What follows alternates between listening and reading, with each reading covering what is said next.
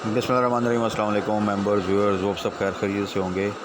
आज की वीडियो जी थोड़ी हटके है क्योंकि हम लोग स्टॉक मार्केट पे जो डिस्कशन करते हैं उसमें किस तरह ट्रेडिंग करनी है, कौन से स्टॉक्स हैं, क्या सूरत हाल है इकॉनमी की, पाकिस्तान की, वो तो हम टाइम टू टाइम डिस्कस करते रहते हैं। लेकिन एक बहुत बड़ा इशू आजकल जो सा राइज़ हुआ है वो ये है कि बहुत से यंगस्टर्स, इवन एक्सपीरियंस्ड लोग तमाम जो हैं वो पाकिस्तान छोड़ के जा रहे हैं। और ख़ास तौर पे जब से ये डिस्कशन हुई लास्ट ईयर के जी 12 लोग जो हैं वो पाकिस्तान छोड़ के चले गए हैं, तो उसके बाद से मज़ीद जो है वो तेज़ी आ गई है। क्योंकि हमारी कौम का एक माइंडसेट है कि अगर कोई चीज़ महंगी हो रही हो तो ये उसको बायकॉट करने की बजाय उसको ज़्यादा ख़रीदते हैं। इसी तरह पेट्रोल महंगा होना हो तो वो 2 घंटे उस लाइन में लगे रहेंगे जो कि पेट्रोल लेने के लिए होगी, और वहाँ से कुल मिला के वो अपने 4 घंटे ज़ाया कर देंगे। जस्ट एक टैंकी फिल कराने में कितनी बचत हो जाएगी वो आप सब कैलकुलेट कर सकते हैं। तो इसी तरह पाकिस्तान से अब जा रहा है तो हर कोई जा रहा है। बहुत से लोग मुझे पता चले हैं ऐसे जो यहाँ पे अच्छे खासे रह रहे हैं अपना घर बेच के, और वो यहाँ से वर्क परमिट लेके कनाडा जा रहे हैं, इंग्लैंड जा रहे हैं, ऑस्ट्रेलिया की तरफ देख रहे हैं। तो ये सिचुएशन देखें, एट द सेम टाइम बाहर जाना बहुत फ्रूटफुल हो सकता है आपके लिए, no doubt about it, because के जो करेंसी डीवैल्यू हो चुकी है हमारी, वो बहुत मेजर एक रीज़न है कि आप बाहर की तरफ देखें। क्योंकि जो लोग बाहर हैं और ख़ास तौर पे जो स्ट्रॉन्ग करेंसीज़ हैं, आप यूरोप देख लें, आप अमेरिका देख लें, UK, Canada, even middle east देख लें, तो जो लोग वहाँ पर हैं तो उनकी वहाँ पे ऑटोमेटिकली अगर आप देखें तो, क्योंकि करेंसी ऑटोमेटिकली अप्रिशिएट कर रही है, तो अगर पिछले 1-2 साल में देखें तो वो जो उनकी इनकम है अगर वो पाकिस्तानी रुपीज़ में कन्वर्ट करें तो वो दुगनी तिगनी हो चुकी है। तो पाकिस्तान में क्योंकि अगर एक बंदा देखें 2 लाख कमा रहा था, 3 लाख 4 लाख कमा रहा है, तो वो जब उसको कन्वर्ट करता है डॉलर्स में, तो वो उसकी जो इनकम आज से 2 साल पहले थी वो उसकी आधी से भी कम हो चुकी है, बल्कि 1/3 कह सकते हैं आप रह गई है। तो ये चीज़ें बहुत ज़्यादा मैटर करती हैं। एक बंदा जिसने पाकिस्तान में रहना है और कभी बाहर नहीं जाना, कभी कोई काम उसको बाहर से नहीं पड़ना, डॉलर नहीं चाहिए, रियाल नहीं चाहिए, दिरहम नहीं चाहिए, तो उसके लिए तो ठीक है। उसको सिर्फ एक चीज़ फेस करनी पड़ेगी जो कि इन्फ्लेशन है पाकिस्तान में। वो अगर वो बर्दाश्त कर लेता है, उसमें उसका सर्कल ऐसा चल रहा है, तो इट्स ओके। साइकोलॉजिक इफ़ेक्ट को हम जो है अभी फ़िलहाल साइड पे रखते हैं।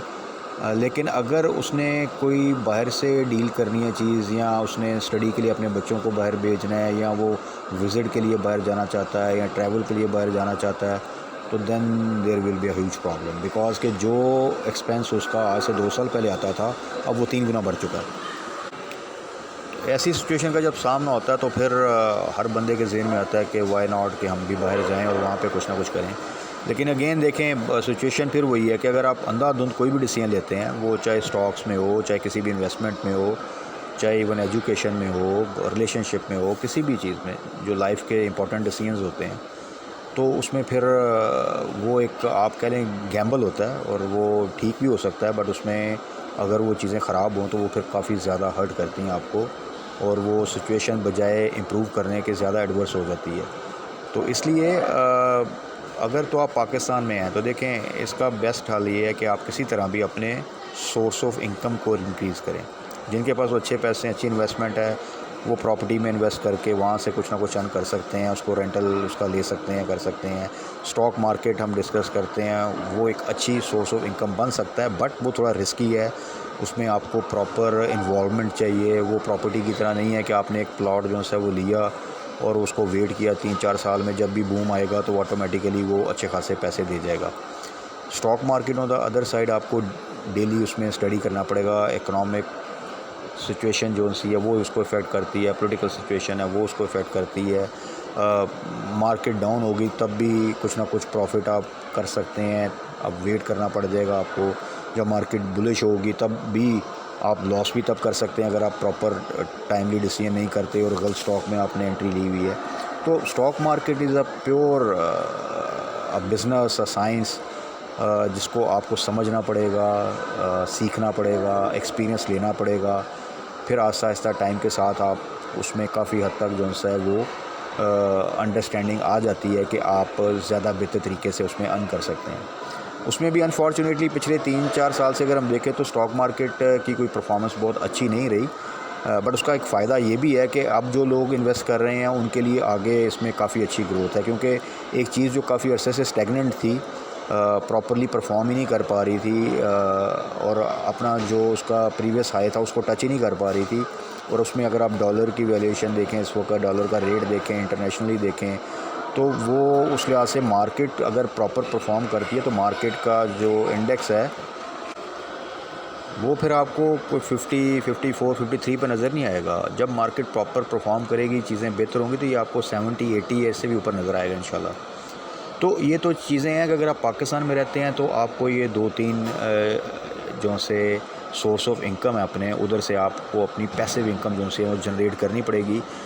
तो फिर ये है कि जो बंदा जॉब कर रहा है, अगर उसकी जॉब की तरफ से भी कोई थ्रेट होता है उसको, तो ये तो जी हो गया कि अगर आप पाकिस्तान में हैं तो आपके पास 2 से ज़्यादा या एटलीस्ट 2 सोर्स ऑफ इनकम तो होने चाहिए।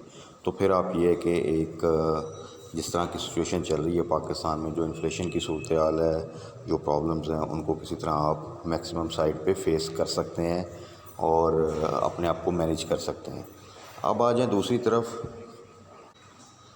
कि क्या हमें जो सा वो बाहर जाना चाहिए। तो देखें, बिल्कुल अगर आपके पास अपॉर्चुनिटी है और तो बिल्कुल कंसिडर करना चाहिए, लेकिन देखें उसके लिए ज़रूरी क्या है। ज़रूरी ये है कि कोई भी डिसीजन लें उसका प्रॉपर होमवर्क होना चाहिए। सबसे पहले आप देखें कि आप की क्वालिफ़िकेशन क्या है, आपकी एजुकेशन क्या है, या कोई काम करते हैं, कोई स्किल है वो आपके पास क्या है, आप क्या कर सकते हैं, आप किस एज ब्रैकेट में हैं, कौन से कंट्री में कौन सी जॉब अपॉर्चुनिटीज़ ज़्यादा हैं, कौन सी बिज़नेस अपॉर्चुनिटीज़ ज़्यादा हैं।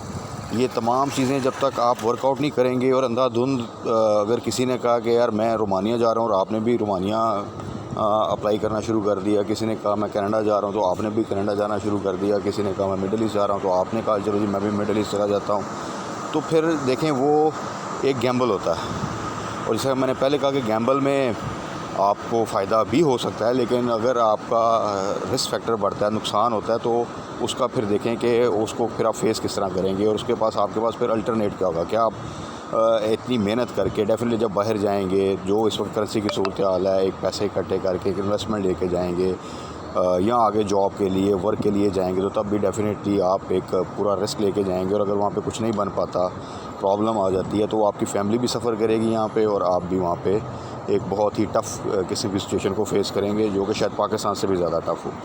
तो इसलिए इस हवाले से कुछ प्रैक्टिकल चीज़ें डिस्कस ज़रूर करेंगे, क्योंकि मैं भी काफ़ी ज़्यादा ट्रैवल किया, मिडल ईस्ट में 6-7 साल रहा, अभी भी इवन मिडल ईस्ट के कंट्री में हूँ।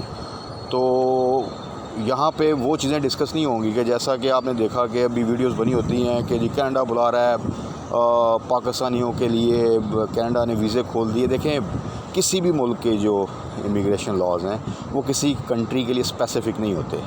ऐसा नहीं हुआ कि उनको इंस्ट्रक्शन हुआ कि जी पाकिस्तानियों को वीज़ा देने शुरू कर दें। वो उनका एक जो भी रूल्स एंड रेगुलेशंस हैं, जो उनकी इमिग्रेशन पॉलिसी है, वो एक जर्नल होती है, उसमें जो फिट आता है वो उसको अवेल कर सकता है।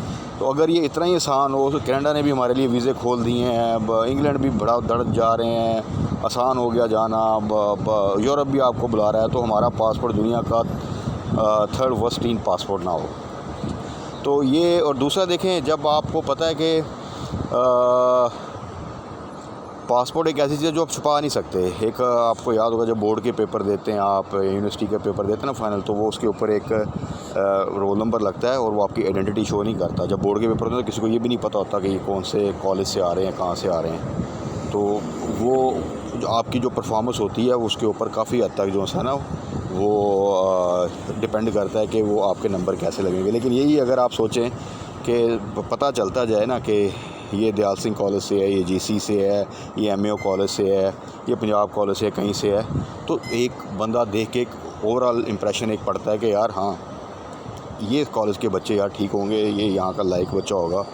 तो वो देखने वाला जो है एग्जामिनर, उसके ऑटोमेटिकली साइकोलॉजिकल इफ़ेक्ट थोड़ा सा आ जाता है। तो इसी चीज़ को अवॉइड करने के लिए सारा सिस्टम बनाया होता है। तो पासपोर्ट तो देखें ऐसा है कि वो सामने नज़र आता है कि ये पाकिस्तानी पासपोर्ट है, ये हुआ। तो पाकिस्तानियों की जो इस वक्त स्टेटस है, जो रिप्यूट है, जो हमारा पासपोर्ट का इस वक्त रैंकिंग है वो हम सब के सामने है। तो ये चीज़ें बिल्कुल मिसलीड करती हैं जब इस तरह की चीज़ के ऊपर आता है कि शायद पाकिस्तानियों के लिए कोई स्पेसिफ़िकली चीज़ें रिलैक्स कर दी गई हैं और उस चक्कर में लोग धड़ाधड़ जो है वो पैसे पकड़ते हैं और सिर्फ एजेंट्स के पास जाके उनको जो काम जो है वो एक जर्नल उनकी जो फ़ीस होती है $100, $50, $150, वो उसकी जगह जाके वो 10-10 लाख दे रहे होते हैं कि जी हम आपका केस करा देंगे। जो इतना ज़्यादा प्रमोट कर रहे हैं, आप खुद सोचें कि यार आप कनाडा जाएँ जी, यहाँ पे कुछ नहीं रखा, तो खुद क्यों नहीं चले जाते? मतलब वो यहाँ पे बैठ के आपसे लाखों रुपए लेके यहीं पे बिज़नेस कर रहे हैं और आपको आपके पैसे जो से हैं वो लेकर आपका जिसका लग गया ठीक है, जिसका नहीं लगा तो वो तो हम तो कुछ नहीं कर सकते, ये तो एम्बेसी का डिसीजन होता है। वो तो एम्बेसी के डिसीजन को कोई भी इन्फ्लुएंस नहीं कर सकता। ये आप चीज़ हमेशा याद रखें। इतना आसान नहीं होता। वो उनके अगर चीज़ें आप डॉक्यूमेंटेशन पूरी कर रहे हैं उनके तो फिर आपको किसी एजेंट की भी ज़रूरत नहीं होती बहुत से कंट्रीज़ में। बाकी देखें, इसमें हम डिस्कस करेंगे टाइम टू टाइम के कौन सी कंट्री कौन सी स्किल सेट के साथ जो है वो बेहतर है। आप की सिचुएशन इस वक्त जो है, जो आपकी क्वालिफिकेशन के लिहाज से हैं, जो अगर आप जॉब के लिहाज से जहाँ चले तो कौन सी चीज़ें बेहतर हैं। फिर ये बड़ा होता है कि अगर आप देखें आप किस तरह के आपके फैमिली रिलेशन है, आप फैमिली के बगैर कितना रह सकते हैं। क्योंकि कुछ कंट्रीज़ में अगर आप जाएंगे तो आप काफ़ी लंबे अरसे तक फैमिली को नहीं बुला सकते, तो आपको वो चीज़ सेक्रीफाइस करनी पड़ेगी। मिडल ईस्ट कंपैरेटिवली एक ऐसी जगह है जहाँ पर अगर आप जाते हैं, आपकी जॉब हो जाती है तो आप फैमिली को जल्दी बुला सकते हैं अगर आपकी एक रीज़नेबल सैलरी है, जो कि अगर आप की क्वालिफ़िकेशन अच्छी है तो वहाँ पे ज़्यादा चांसेस हैं कि आपको आपकी फील्ड की जॉब जो है वो मिल जाती है। जबकि यूरोप में वेस्ट में ऐसा नहीं है। वहाँ पे जब तक आपकी लोकल क्वालिफ़िकेशन ना हो और अगर आप यूरोप में हैं तो आपको लोकल लैंग्वेज ना आती हो तो it will be very difficult कि आपको आपकी फ़ील्ड की जॉब मिले। सो ये तमाम चीज़ें डिसीजन कोई भी लेने से पहले जब तक आप होमवर्क नहीं करेंगे तो जस्ट लाइक स्टॉक मार्केट अंधाधुंध जंप करेंगे तो उसका नुकसान होता है। तो इन चीज़ों को थोड़ा सा हमेशा देखभाल के वर्किंग करके आप चलें तो फिर इंशाअल्लाह सक्सेस जो सी है वो आपके साथ होती है। और अल्लाह पे भरोसा करके पैनिक में आए बगैर कोई भी डिसीजन किया करें, अल्लाह ताला हमेशा उसमें मदद करते हैं आपकी।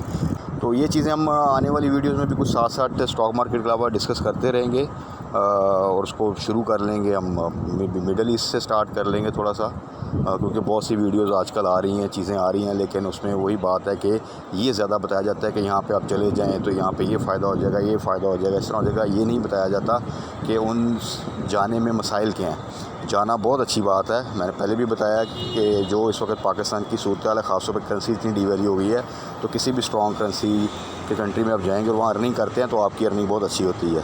लेकिन एट द सेम टाइम आपने वहाँ के रिस्क फैक्टर्स को भी ज़हन में रखना है। ऐसा ना हो कि आप जाएँ और वहाँ पे फिर बहुत से लोग मैंने देखे हैं इवन मिडल ईस्ट में, जो कि कंपैरेटिवली बहुत करीब है पाकिस्तान के, जहाँ से आना जाना कोई मसला नहीं है, किसी को बुलाना हो कोई मसला नहीं है, वो ख़ुद भी आ सकता है, जॉब भी मिल जाती है। यहाँ पे भी लोगों को मैंने देखा है कि वो काफ़ी परेशान होते हैं और बहुत टेंस होते हैं और वो रिग्रेट कर रहे होते हैं कि हमसे गलत डिसीजन हो गया। ख़ास तौर पे वो लोग जो अपनी प्रॉपर जॉब छोड़ के, अपना बिज़नेस छोड़ के यहाँ पे आ जाते हैं। तो इसलिए आपने देखना ये है कि अपॉर्चुनिटी कॉस्ट क्या है, वो आप अगर एवेल्यूएट करेंगे प्रॉपरली तो फिर इंशाल्लाह ताला सक्सेस आपके साथ होगी।